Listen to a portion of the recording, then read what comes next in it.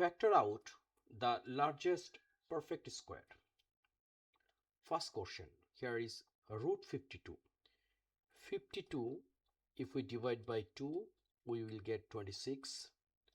Again, once we divide by 2, we will get 13. So against root 52, we can write a root. 2 times 2 is a 4. It means 4 times 13. Now here already mentioned, factor out the largest perfect square. So 4 is a perfect square. This case we can write a root 4 times a root 13. That means root 4 is a 2 and here is a root 13, and this is our answer, right? Second question, here is root 140. 140, we have to find out a perfect square, combination of perfect square. It means once we divide by 2, we will get 70. Divide by 2, get 35, right?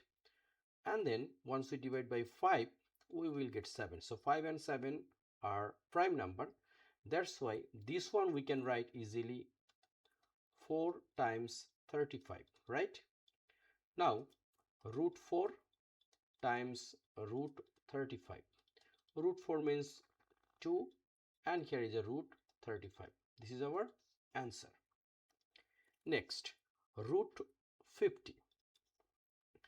50 we can divide by 2. So here is a 25, right? Now we can divide by 5. So it will get 5. So here is a 2 times 25. That means we can write like root 25 times 2. Now we can separate 25, root 25 times root 2.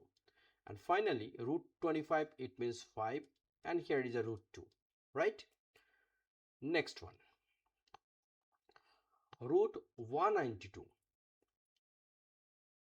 Now we can divide 192 by first. What? 2. So here is 9. 9 times 2 is 18. So 19 divided 18, it will be 2, 1, 1, 2, 12, 6. Now we can divide by 2. So here is a 4 and 8. Again we can divide by 2. Here will be 24. Divide by 2, we can get 12, right? Now we can divide by 2. Here is a 6. Again divide by 2, it will be 3. So 1, 2, 3, 4, 5, 6. 2 to the power 6, it means what? 64, right? Times 3. So this one we can write in here. Root 64 times 3. Then root 64 times root 3. Finally, root 64 means 8 and here is a root 3.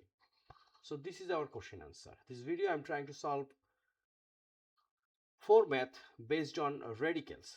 So next video we also try to solve these kinds of math because we need good practice. Till then, take care, keep practice. Please subscribe my channel with this math jeep. Thank you.